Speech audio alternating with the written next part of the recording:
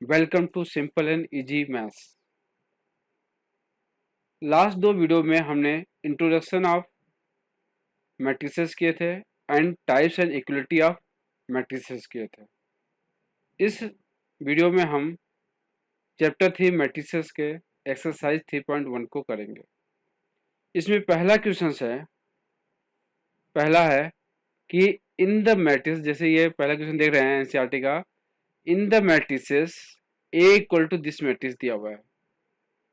तो इसमें क्या पता करना है? पहला पार्ट है ऑर्डर ऑफ मैट्रिक्स, दूसरा नंबर ऑफ एलिमेंट्स, तीसरा right the elements of A13, A21, A33, A24, A23। अब देखिए, फर्स्ट पार्ट करने के लिए, द ऑर्डर ऑफ मैट्रिक्स निकालने के लिए क्या करना पड़ेगा? ऑर्डर ऑफ मैट्रिक्स कितना होगा? कितने रो हैं यहाँ पे? R1, R2 और R3। कितने रो हैं? 3 रो हैं।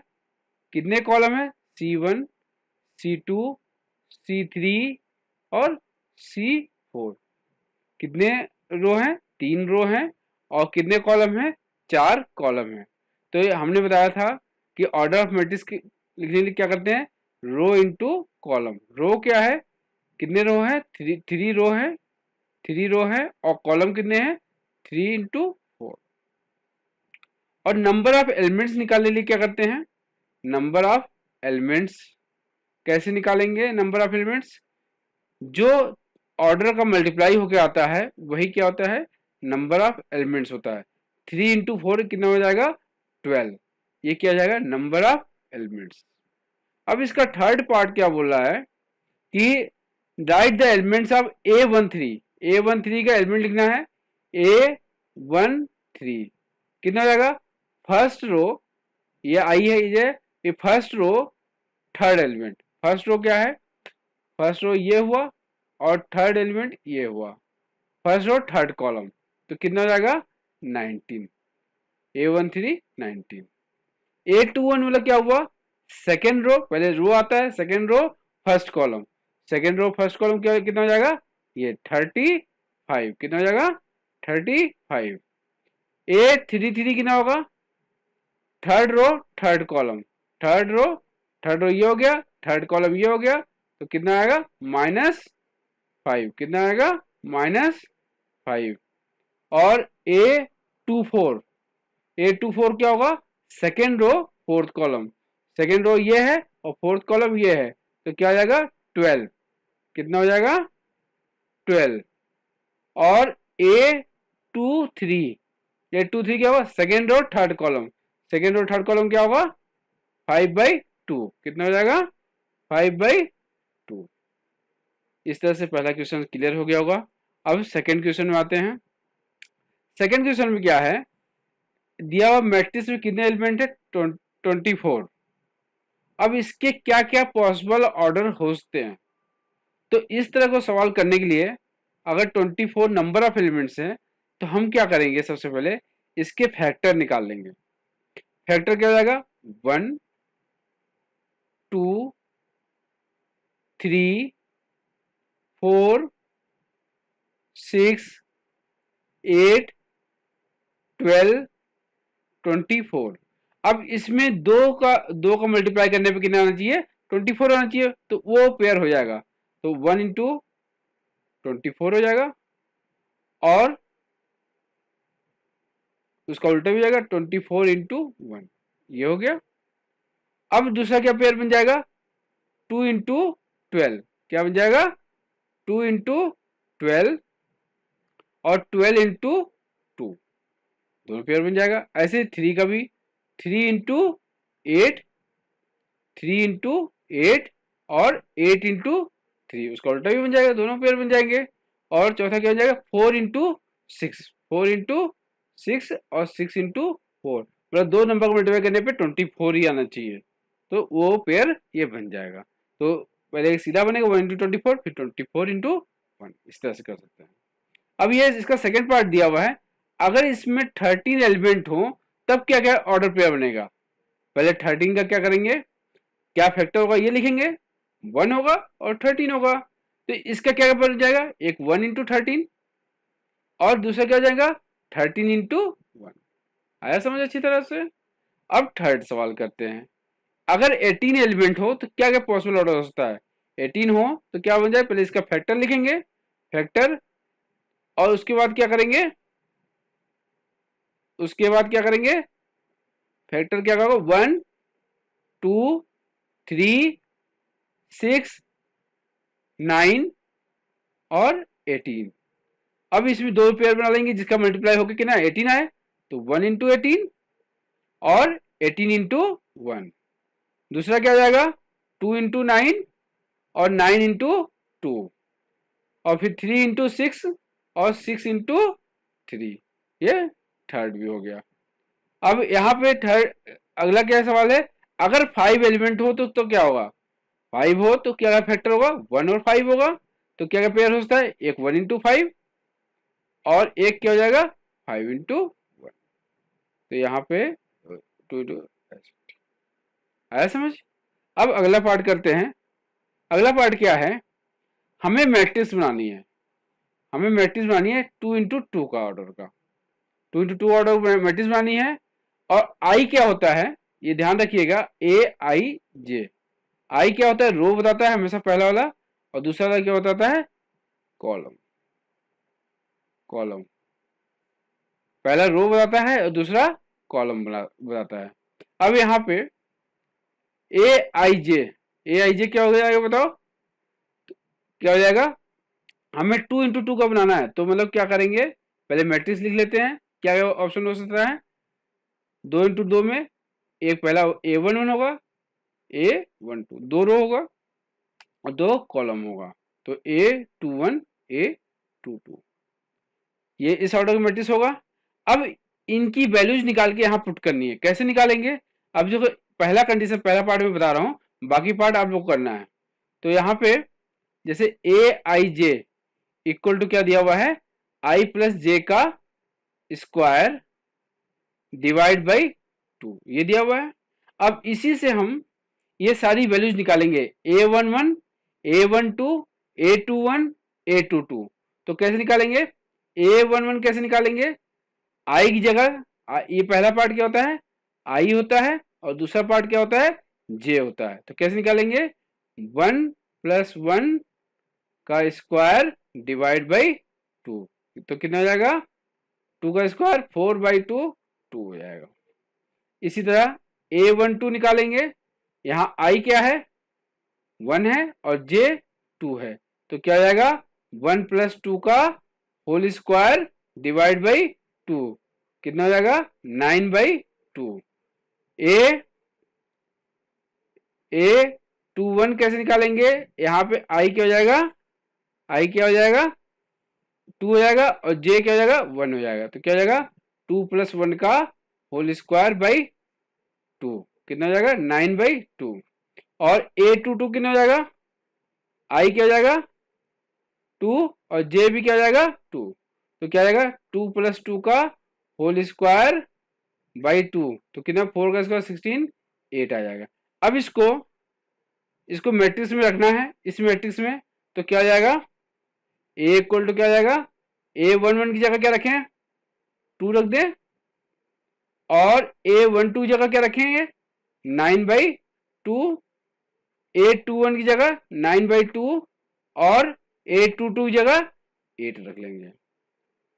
तो उम्मीद है ये समझ आ गया होगा अच्छी तरह से। हमें क्या करना है, फिर से रिपीट कर देता हूं। पहला आई होता है, दूसरा पहला आई जो होता है रो होता है, जे क्या होता है कॉलम होता है। 2 इंटू 2 का बोल रहा है, तो पहले इस तरह से बना लेंगे हम, A11 A12 A21 A22। अब क्या करेंगे, अब इनकी वैल्यूज निकाल के यहाँ रखनी है। पहले A11 निकालेंगे, 11 क्या है, पहला आई है दूसरा जे है, यहाँ पुट करेंगे, इसकी वैल्यूज निकालेंगे। A12 भी निकालेंगे, ये सारी वैल्यूज निकाल के इस मैट्रिक्स के अंदर रख देंगे। तो जैसे हमने ये निकाल लिया, क्लियर हो गया। अब फिफ्थ सवाल में, तो फिफ्थ सवाल में देखिए यहाँ पे 3, यहाँ पे क्या है, सवाल उसी तरह है, ये 3 इंटू 4 का मैट्रिक्स बनाना है। मतलब क्या हुआ, ए इक्वल टू 3 इंटू 4 बनाना है, 3 रो होना चाहिए और 4 कॉलम होना चाहिए। तो A11 A12 A13 A14, पहले ऐसे लिख लेंगे, फिर A21 A22 A23 A24 A31 A32 A33 A34, इस तरह से हमने निकाल लिया। अब ये पहला पार्ट है। अब इन सब की वैल्यूज निकाल के हमें यहां रख देनी है। पहले हम A11 निकालते हैं। A11 यहाँ पे I क्या है, 1 क्या है, I1 है, J भी 1 है, तो क्या आ जाएगा 1/2 -3 इंटू 1 प्लस 1, तो क्या होगा -3 + 1 -2, बाहर निकल के 2 आ जाएगा, तो ये 1 आ जाएगा। इसी तरह से A12 भी निकालते हैं। A12 वो A12 कैसे निकालेंगे बताइए। I क्या है, 1 है, और J भी क्या है, J क्या है, 2 है, तो यहाँ पे रखेंगे 1/2 और -3 इंटू 1 प्लस 2, तो यहाँ पे क्या आ जाएगा 1/2 -3 + 2 -1, और ये क्या आ जाएगा 1/2। इसी तरह ये सारी वैल्यूज निकाल के हम इसमें रख देंगे, तो क्या आएगा A = बाकी आप निकाल लेंगे खुद, तो क्या आ जाएगा 1 1 1/2 0 1/2 5/2 2 3/2 1 4 7/2 3 5/2, इस तरह से हम निकाल सकते हैं। और इसका सेकेंड पार्ट भी इसी तरह से कर सकते हैं, कोई दिक्कत नहीं है। और इसके बाद 6th क्वेश्चन करेंगे। 6th क्वेश्चन जो है इक्वलिटी ऑफ मैट्रिक्स के ऊपर बेस्ड है। तो इक्वलिटी ऑफ मैट्रिक्स के ऊपर बताया था मैंने, पहला चीज क्या है, ऑर्डर सेम होना चाहिए। दूसरा चीज क्या है, उससे कॉरस्पॉन्डिंग एलिमेंट को इक्वेट कर देना है। यहाँ पे क्या है, इक्वल टू दिया हुआ है, मतलब ऑर्डर सेम ही है, और हमें एक्स वाई जेड की वैल्यूज पूछी है, तो हम बस सिंपली इक्वेट करेंगे। तो पहला पार्ट देखिए, यहाँ पे दोनों इक्वल है, 2 × 2 का ऑर्डर है, तो क्या करेंगे, इक्वेट करना है। तो 4 = ये एलिमेंट A11 = B11 बताया था मैंने, तो क्या आ जाएगा 4 = y। दूसरा क्या होगा 3 = z, 3 = z। अगला क्या हो जाएगा x = 1। तो इस तरह से हम निकाल सकते हैं। तो क्या वैल्यू जो हो जाएगी, x = 1 हो जाएगी, y = 4 हो जाएगी, और z = 3। ये पहला पार्ट हो गया, बहुत सिंपल है। सेकेंड पार्ट देखिए, सेकेंड पार्ट में यहां भी क्या है, इक्वल दिया हुआ है और एक्स वाई जेड निकालना है, तो क्या करेंगे, कॉरस्पॉन्डिंग एलिमेंट को इक्वल कर देंगे। A11 = B11, मतलब क्या हो गया, x + y = 6। दूसरा तो इधर 2 = 2 है, कोई दिक्कत नहीं, यहाँ लेने की जरूरत नहीं। 5 + z, जो वेरिएबल पार्ट है वो लेते हैं बस, 5 + z = 5। और तीसरा क्या है, x y = 8। अब देखिए इन दोनों इक्वेशन को पहले सॉल्व करना है, और z तो सिंपली आ जाएगा, z क्या आ जाएगा, z = 0, इससे z = 0 आ गया। अब इन दोनों इक्वेशन को सॉल्व करना है, कैसे सॉल्व करेंगे, क्वाड्रेटिक इक्वेशन बना के। कैसे, x + y = 6 है, तो y = क्या आ जाएगा 6 - x। अभी 6 - x इसमें पुट कर दिया, तो क्या आ जाएगा 6 - x इंटू x = 8। अब क्वाड्रेटिक इक्वेशन बना देते हैं, 6x - x² = 8। तो अब क्या करेंगे, इसको x² एक तरफ लेके इधर राइट हैंड साइड लेके 6x और +8 = 0।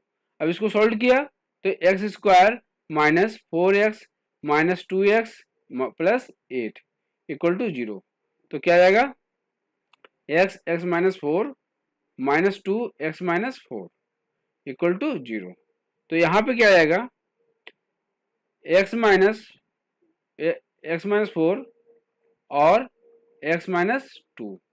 तो एक्स इक्वल टू 4 और जब एक्स इक्वल टू 4 एंड 2 आया है तो वाई इक्वल टू क्या आएगा, जब 4 रखेंगे तो 6 माइनस 4 तो कितना आ जाएगा 2 हो जाएगा, और 6 माइनस 2 4 हो जाएगा। इस तरह से निकाल सकते हैं। तो एक्स वाई ये आ गया और जेड इक्वल टू कितना आ गया था 0। इस तरह से कर सकते हैं। इसी तरह इसका थर्ड पार्ट जो है, थर्ड पार्ट क्या है, थर्ड पार्ट में यहाँ पे क्या दिया, 3 इक्वेशन यहाँ पे भी है देखिए थर्ड पार्ट में। तो यहाँ पे फिर से मैट्रिक्स लिख लेता हूँ, x plus y plus z और एक्स प्लस जेड और वाई प्लस जेड इस तरह से, और इक्वल टू 9 5 और 7।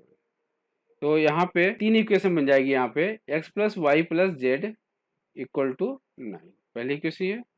दूसरा क्या है, x plus z equal to 5, y plus z equal to 7। अभी देखिए ये फर्स्ट इक्वेशन है, ये सेकंड है और ये थर्ड है। अब थर्ड को सेकंड को हमने क्या किया, पुट सेकंड इन फर्स्ट।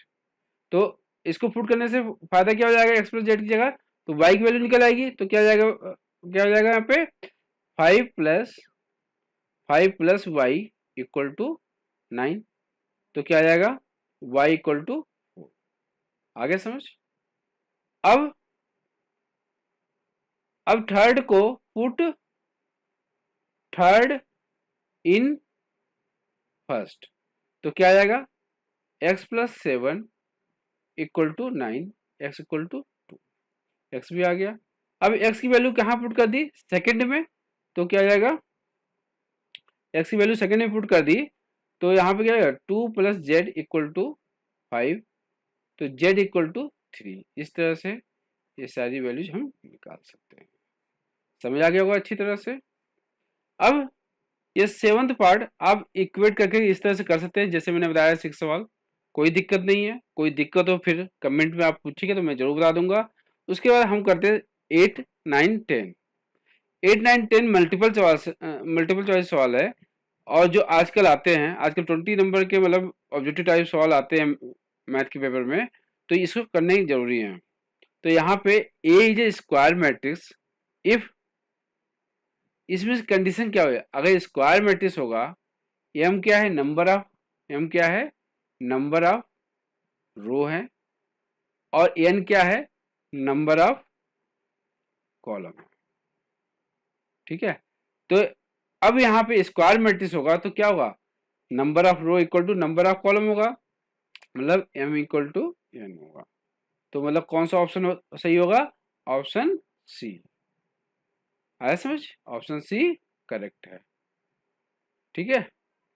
अब ये देखिए नाइन्थ सवाल में अब एक्स वाई के कौन से पेयर्स सही हैं। तो हम क्या करें, इक्वल, यहाँ पे क्या दिया हुआ, ये दोनों मैट्रिक्स इक्वल हैं, तो हम इक्वेट करेंगे और एक्स वाई की वैल्यूज निकालेंगे और देखेंगे कौन सा इसमें से पेयर सही है। तो क्या हो जाएगा, पहला क्या है 3x plus Z 7 equal to 0। तो 3x equal to 0, x equal to -7/3। दूसरा क्या ऑप्शन है 5 equal to y-2, y equal to 7। तीसरा option y plus 1 equal to 8, y equal to 7। चौथा option 2 minus 3x equal to 4। तो 3x equal to -2 और x equal to -2/3। इसमें से देखो कौन सा पेयर मिलता है, एक तो x इक्वल टू -2/3 और y इक्वल टू 7। तो ये ऑप्शन हमें मिल रहा है, कौन सा ऑप्शन, सी ऑप्शन। और बाकी ऑप्शन नहीं मिल रहे हैं, y के मिल रहे हैं तो x के नहीं मिल रहे हैं, x के मिल रहे हैं तो y के नहीं मिल रहे, इस तरह से हो रहा है। तो ऑप्शन सी करेक्ट है। उसके बाद 10th सवाल इस तरह सवाल आते हैं, ये जरा ध्यान दीजिए कैसे करना है। अब देखिए यहाँ पे 3x3 का ऑर्डर का मैट्रिक्स है, ठीक है, और हमें एंट्री क्या है, दो चॉइस है। दो चॉइस मतलब क्या है, हमें इस तरह बनाना है 0 1 0 0 0 1 और 1 0 0, दो ही ये 1 और 0 भरना है, और कितने ऑर्डर का होना चाहिए, 3x3 का। ऐसे कितने मैट्रिक्स बनाए जाते हैं ये पूछ रहा है, ऐसे कितने मैट्रिक्स बनाए जाते हैं जो जिसमें 0 1 ही बनना हो और 3x3 का हो। 0 1 दो ही तरह के एंट्री करने थे, तो इसके लिए जितनी तरह की एंट्री कर सकते हैं उसको हम क्या लिखेंगे, नीचे लिखेंगे। यहाँ पे 2 तरह की एंट्री कर सकते हैं, तो हम इसको कहाँ लिखेंगे, नीचे लिखेंगे। और 3x3 मतलब क्या है, नंबर ऑफ एलिमेंट्स कितने हो गए, 9 हो गए, इसको ऊपर लिखना 2 की पावर 9 इक्वल टू 5 1, इस तरह से कर सकते हैं। उम्मीद है ये वीडियो समझ आया होगा। ये वीडियो समझ आया, अच्छा लगा तो आप इसको लाइक करें, और आगे वीडियो आते रहे उसके लिए आप इसको सब्सक्राइब करें और लोगों को शेयर करें। Thank you, bye.